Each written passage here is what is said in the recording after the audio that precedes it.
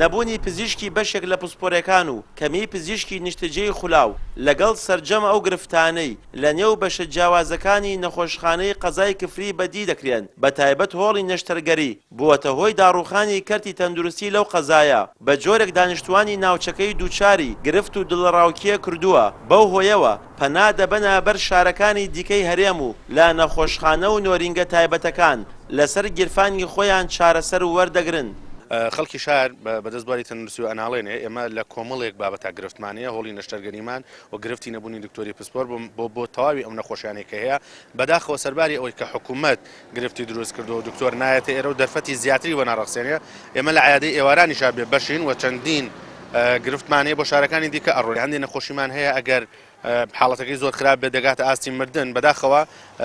ڕوویداوە لە ڕابردووە بەڵام ژمارە لە بەردەستمانە زۆر خراپە. چون بۆ لای دکتۆر چوار تەحلیلاتی بۆم نووسیوتی چون بۆ لای تەحلیلەکان تەحلیلم دا ناو دوایوتی دوای سەعاتێ چوار تەحلیلەکە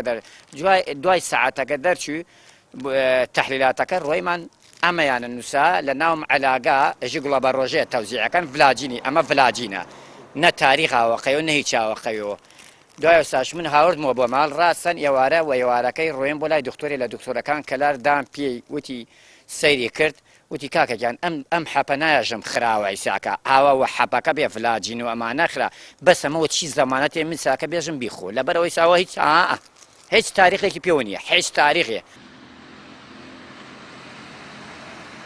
بەڕێوەبەری گشتی تەندروستی گەرمیانیش بۆ پەیام نەیشاردەوە قەیرانی دارایی و پاشەکەوتی موچە هۆکاری سەرەکیە بۆ دەستبەرداربوونی چەندین پزیشک لە نەخۆشخانەکان بە جۆرێک نەبوونی پزیشک لە چەند پسپۆڕیەکدا گرفتی بۆ دروست کردوون. ژمارەیەکی زۆر پزیشکی عەرەب هەبوون لە قەزای کفری لە نەخۆشخانەی گشتی شەید خالد گرمانی داوامیانە کرد بەهۆی بڕینی موچە و نەمانی موچە ئۆمانۆ زۆربەیان پزیشکانە وازیان لە کار هێنا گەڕاونەتەوە ناوەڕاست و بەشەق شارەکانی خواری و عێراق. دیارە ئەمە وای کرد کە خەسخانەکە چۆڵ بێت پزیشکی بێهۆشکارمان هەبوو وازی هێنا پزیشکی نەشتەرگەری گشتیمان هەبوو پزیشکی جنان و مناڵبوونا بوو وازیان هێناوە فەراغێکی لە نەخۆشخانەی کفریا بۆ دروست کرد دوای بەدوایەوە ئێمە هەوڵماندا بە پزیشکەکانی نەخۆشخانەکانی کەلار هاوکاریان بکەین بە حەقەت کێشەیان هەیە ئەوەیە کە ژماری پزیشک کەمە لەم سنوورەدا و موچەکەش ئەوەیە کە زۆربەی پزیشک وازی هێناوە ئێمە لە ساڵی 2014 تاکو ئێستا نزیکەی 45 بۆ 55 پزیشکی پسپۆر وازی هێناوە. زۆر هەوڵماندا هۆڵی نەشتەرگەری نەخۆشخانەی گشتی کفری نەخۆشخانەی شەید خالد گەرمیانی لە کفری بخینەوە کار لە ئێستادا پزیشکی بێهۆشکارمان نییە لە ئێستادا ئەو پزیشکانەی کە لەوێ داوام دەکەن